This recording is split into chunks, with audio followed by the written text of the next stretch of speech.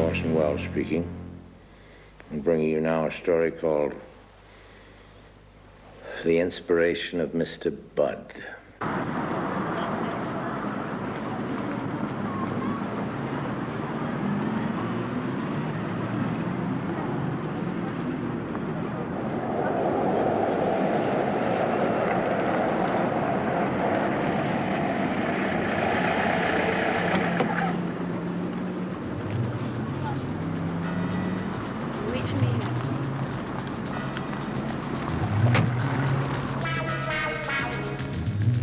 Well, if Mr. Budd was an American, I guess we'd call him a hairstylist, certainly not a barber. Being English, he's a hairdresser, or as they call themselves in the trade, a crimper. And there he is, in his smart velvet suit with the Princess Brunelli. I'm sure I don't need to tell you Mr. Budd is a very grand crimper indeed.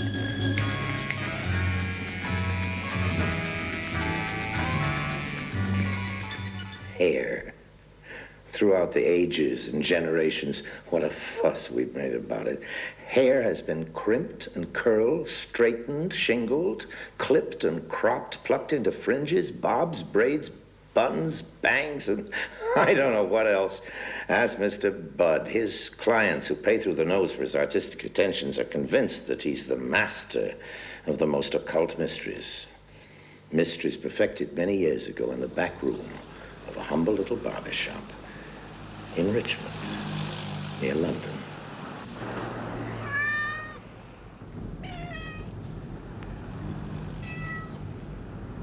About now it was.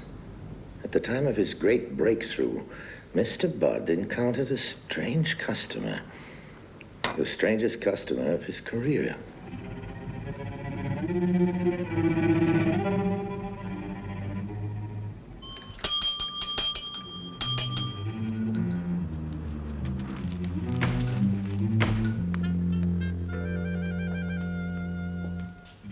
Are you prepared to die? What? Are you prepared to dye my hair? Oh, I see. Is that all you've got to say? Oh, I mean, yes. I mean, I'd be pleased to. When you quit staring, perhaps. I'm sorry, sir. What's the matter with you? Haven't you seen a man without a tie before? Forgive me, sir. Let me take your coat. I'll keep it on. Oh, then, please, take the chair.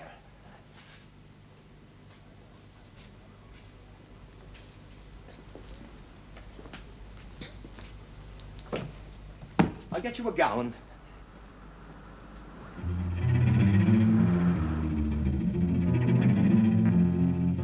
Here we are. There. To keep the collar dry, sir, and free from hair. We don't want you soaking wet, covered with clippings, do we? No! Not so tight. Excuse me, sir. Is that better? Oh, I'm sorry, sir. Well, now, what did you have in mind? What sort of color? I suppose you wonder why I want it dyed. No, sir, not really. I can... My ex-wife didn't like it. Oh. She considered it far too bright. Huh? Vulgar, ostentatious, and bright. Ha! Ha! Ha!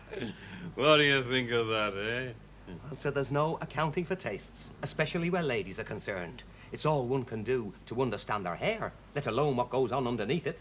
To me, red is the greatest color. The color of the rose, the color of the sunset. Yes, indeed. And the color of blood. Yes. So what did you have in mind? What color do you feel would appeal to the lady? Oh, brown, I expect. Any particular brown? I mean, there's so many. There's ash brown, golden brown, medium, light, dark. Something mousy, something that would pass in a crowd. Mousy. I expect you still wonder why bother. Not at all. Of course you do. I've been a bit slow, sir, I'm afraid. And anyway, it's none of my business. What isn't? Well, sir, it suddenly occurs to me that any man who cares that much for his ex-wife's opinion of his hair must hope to get her back again. Get her back again? Ha! Ha! Ha! I'm afraid it'll take more than that to get her back now. Well, sir, we're moving in the right direction, if she likes brown. Now, we start you off with a shampoo. There we are. Just tip your back. That's the way. And of course, sir, you realize red is the most controversial colour. Sorry, sir. It infuriates some people. They can't take it at any price. Nor can animals. Consider bulls, for example. Bull? Red rag to a bull, and so forth. Oh. But generally speaking, sir, colour affects us greatly, in ways we hardly understand. This was proved beyond doubt during the war. I suppose you've guessed by now, sir, colour is my subject. I hope to build my future on it. By the look of this place, you've got quite a way to go. We must all start somewhere, sir. Why is your shop so empty? Because no one knows it's here yet. Where do they think it is? By that, of course, I meant no one knows of its existence yet. There are times I wish no one knew of mine. Anyway, you're not without talent. Thank you, sir. Do you, by any chance, know the name of the tint you used before? Before what? Now, you've been using a tint, sir, and don't deny it. And you'll have to tell me, because certain dyes simply don't mix with others. That is, of course, unless you're willing to risk total baldness tomorrow. I forget the name. Never mind. Just tell me the original colour and I'll work it out. It was grey. And before that? Black! As I thought. Recently done, too, isn't it? Quite a little sleuth in a way, aren't you? What shall we do about the beard? Chop it off. Good thinking, sir. Facial hair is out, according to this evening's paper. I was just reading about that before you came in. Oh, and all about that man who murdered his wife in Whitton last week. Is that too hot for you, sir? No. No. It's fine. Good. That's about it. We just sit you up. There we are, sir. And wrap this around your head. Would you like to read that article about the facial hair? What did you read about the murder? Oh, a nasty business. Battered her to death with a blunt instrument. I'll get you the paper.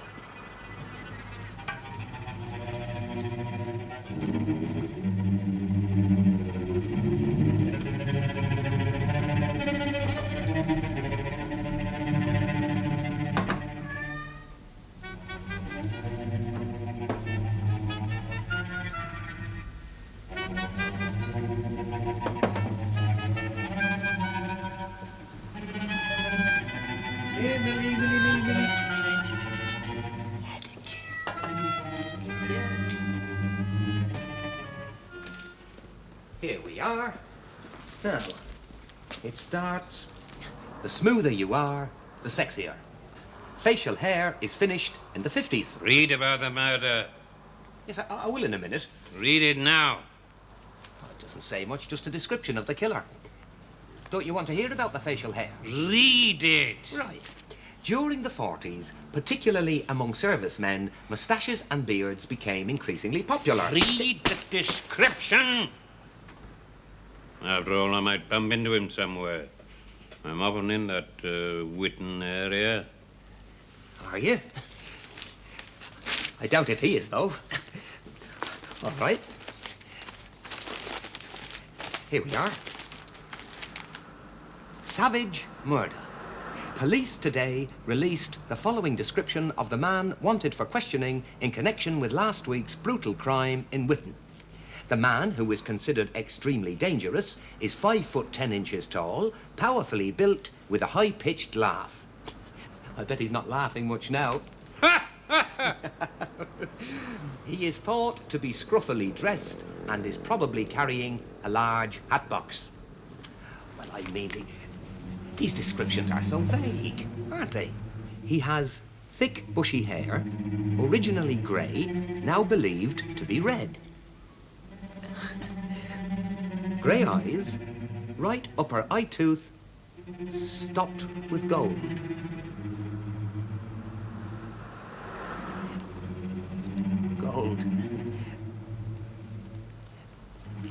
Anyway, he's in his 50s and has a decisive manner. That's about it.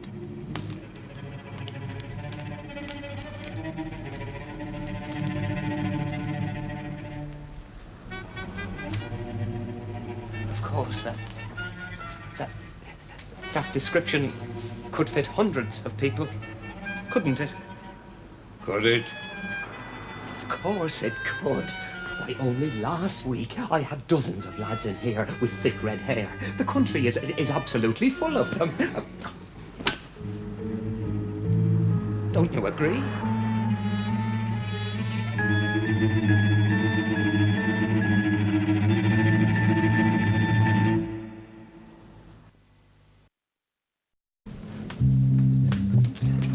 Just give me a minute or two, sir, while I mix the dye.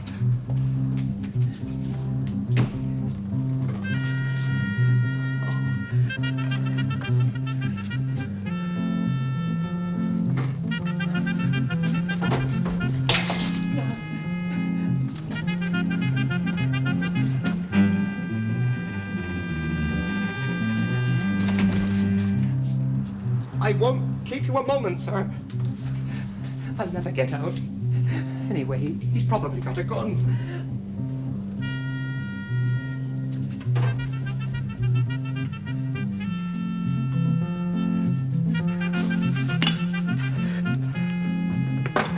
Suppose I only half blind him.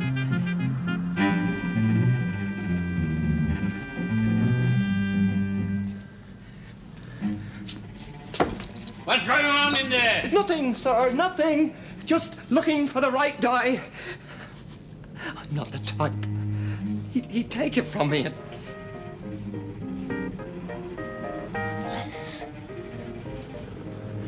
Unless... Why not? Have you found it yet? I think so, sir. There we are, sir. A nice pale brown. It'll pass in the crowd anywhere. You'll be indistinguishable from the mob with that. You notice I dyed the eyebrows too, sir. As I said before, you're not without talent. Thank you, sir. Are you a married man? Me, sir? Oh, no, sir. I never found the time for marriage. It's all right for some. It's all right for me in the beginning, especially the courting. The table near the band, sate with flowers, a diamond is forever, and all that. I would have sold you then. But since then, things haven't been so good. No. Something went wrong with our relationship. Oh, dear. Yeah. She started going off with other men. I tried to stop her, of course. You regret this, I said. Ha! She said. You wouldn't make anybody regret anything. You bore me to death. But she came back. Always. Ruder than ever. About your hair? Yes. And my mushrooms. Mushrooms? I bought some. For the garden. Decoration. Stone mushrooms. She didn't like them. No. No. She laughed at them. Said they were out of place and ugly, like me. Oh, dear, oh, dear. I think we're ready for the lather now, sir.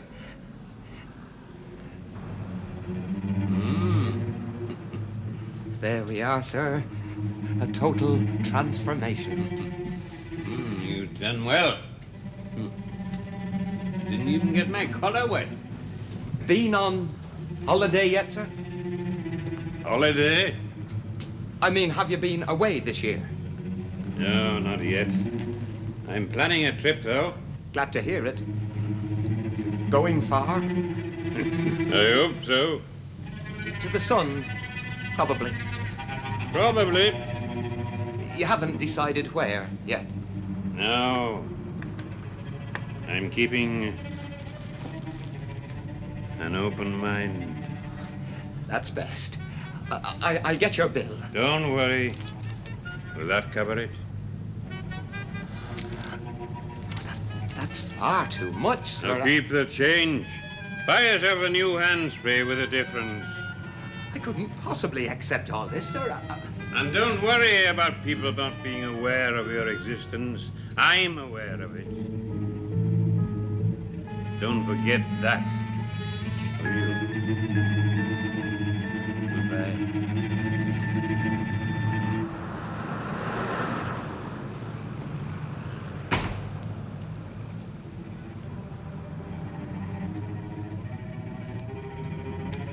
Oh dear.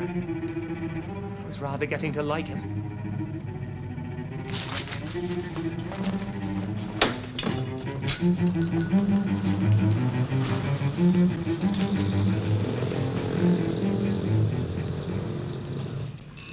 Now, you say his hair was red, Bright red. The beard, too, and the eyebrows. but you dyed them at his request. Oh, I could never have done it without. Quite unethical, that'd be. Quite. And the colour at the present time? At the present time, a light beige as to the hair and the eyebrows. And the beard? We decided to shave off the beard. Ah, you could swear to the gold tooth. Oh, yes. And the hat box? Yes.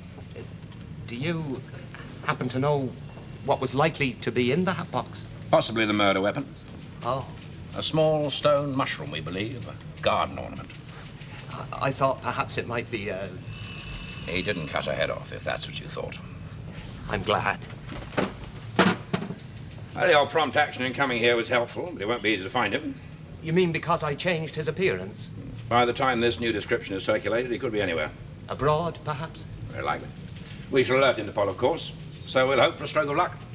Inspector, Yes? there's something I haven't told you about.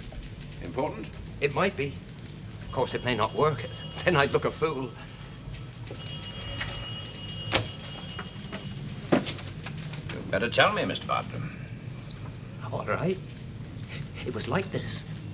There I was, as you can imagine, in a real quandary, a total dilemma, all alone with this dangerous man bellowing from the next room. I thought of all sorts of things, valiant deeds, you know, all quite impossible, of course. Then suddenly I had this inspiration.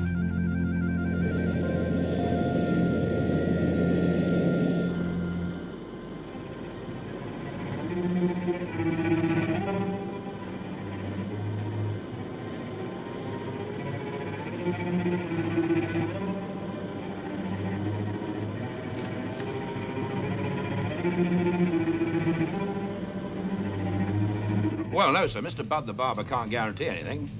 Oh, we can't expect him to, can we? But if it does come off... yes, sir, yes. A call's going out now through Interpol. What? Would you repeat that? What? I don't believe that. I don't believe that. Diga. No, que no lo creo. Eva, que no lo creo.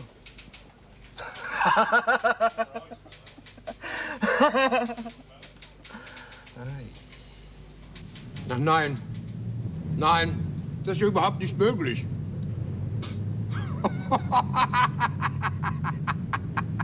Me lo ripeti? No, non lo credo. Ma è un scherzo inglese, no?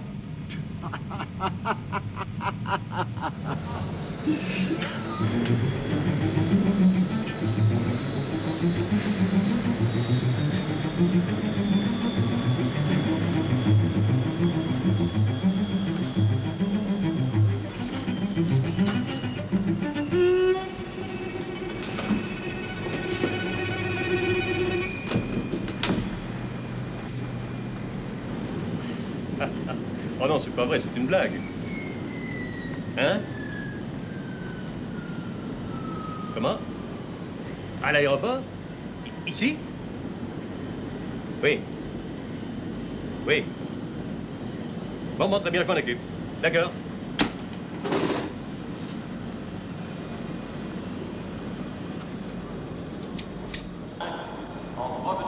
Pardon, madame, excusez-moi, excusez-moi.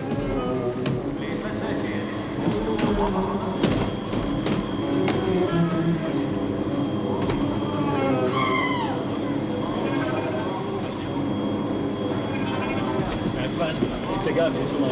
Allez, allons-y.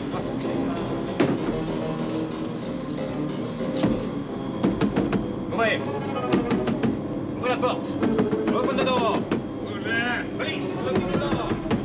I've had an accident. You understand? I give you 3 counts. 1, 2, 3. Then we shoot. 1. I've been washing my hair. What's the trouble? Give me your glasses. No. The glasses. I can't see without them. They're focus, you know.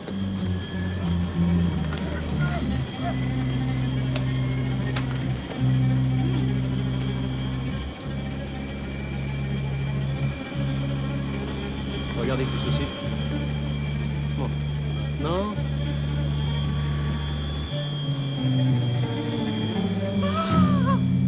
Green, my God. He's bright green.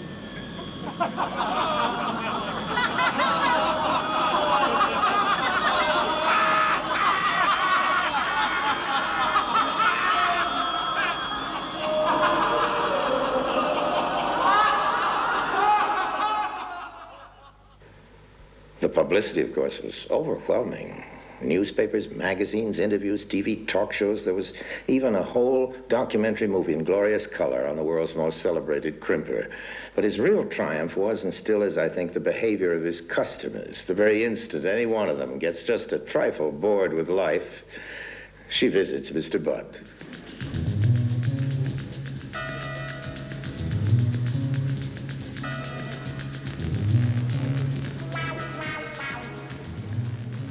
There we are, Your Highness. A total transformation. A delightful shade of green. And I think you'll agree, a perfect match. Magenta, is that really you? Jungle green, perhaps? A wicked whisper of puce? A tantalizing cry of surprised pink? The whole rainbow is yours, madame, for the asking, and the ladies, as already noted, pay through their noses and adore it. Bravo, Mr. Budd. Be nice to think that our murderer doesn't grudge him his success.